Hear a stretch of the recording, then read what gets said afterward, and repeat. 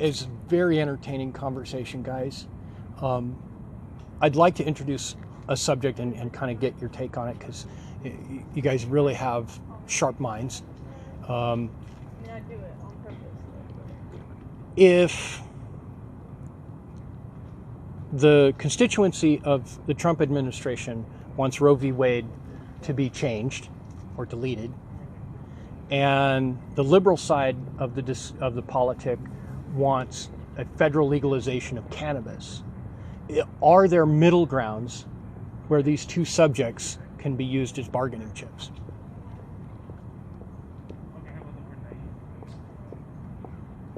I think that just about any position that one group is strongly supporting can be used as a bargaining chip.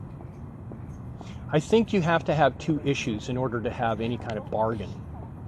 You have to have a quid pro quo on a political level, which is pretty common. What's that? Two things of value. Two things of value. You want a little ground on this one, I want a little ground on that one. Right, but you may not need a bargaining chip if you have enough of one side in power. Sure, that if you have an overwhelming power, you have the option of just forcing a single issue, but you don't get as much unification in the country. It's more divisive to push an issue than it is to say, I have something that I want done, and I recognize that you have something that you want done. Let's talk about how we can make some room for a little bit of leeway, on a little bit of leverage on each way.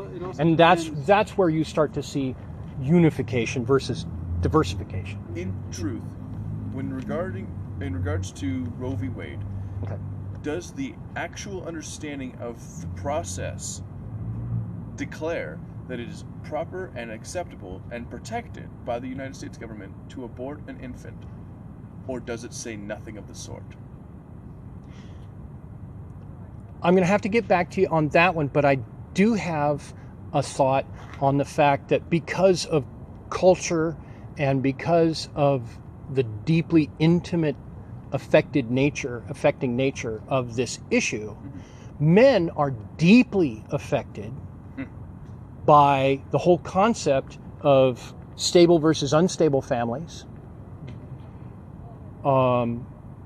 association with children where they pass on something of their nature as men to their children or to the stepchildren of a second wife at a later date, or those kinds of issues deeply affect men, but largely they're reluctant to discuss the issue for various reasons. One of which is that women have enjoyed a very strong position in family court, and there's a huge financial punitive reality with child support, which is backed up by the narrative that if you're paying child support, you're a deadbeat, and there are a lot of assumptions that come with that, and then all sorts of punitive issues in life. So men are kind of not in a balanced position to discuss what it is they desire when they marry a woman, wanting to raise a family and wanting to have children. There are men who do, and there's lots of them. The fact that this issue is a hot button issue that the women that want pro-choice, which personally I think is pro-death, because you have pro-life, you have pro-death. Let's just be really blatantly honest about it. That this position is verboten. We're not allowed to discuss it.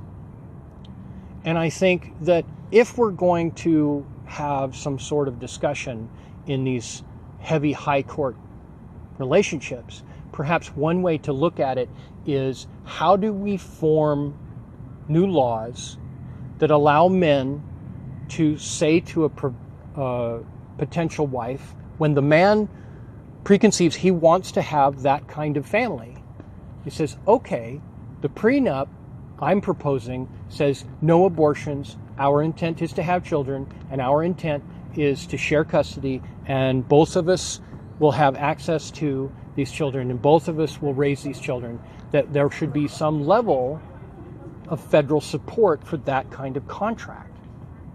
That would skip part of the impetus to completely kill Roe versus Wade, which, if you get into the case itself, has some flaws. In fact, one of the major witnesses was pressured in part and states so, and was not real happy later in life. But you don't hear a lot about that. Another issue is the cannabis crowd wants normalization of business relations for their product, their industry, which is arguably an agricultural product in the medicinal fraction of that industry. But because of the unique nature of where they are in the legal timeline, it's so funny, they don't have normal relations with OSHA, with EPA, with FDA, and with the financial realities in our nation. And they can't do interstate trade. If the Republicans want some position on that, let me just introduce it.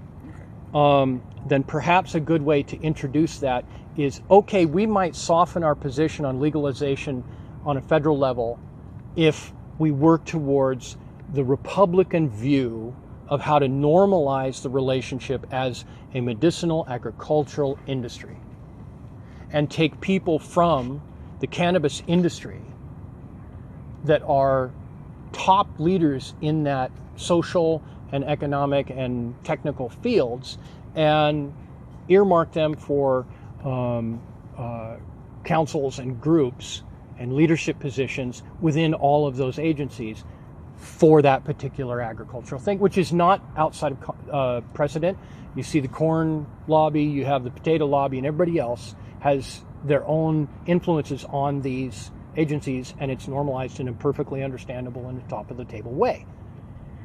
This might be one way that Republicans and Democrats can start to see some level of agreement on cannabis legalization on a federal level, especially if we start to standardize state laws through lots of legislative agreements and talks about how cannabis can be treated the same way in every state, not as forcing it down their throats with a straight up federal law, but through agreements and understandings and discussions that lead to federal law.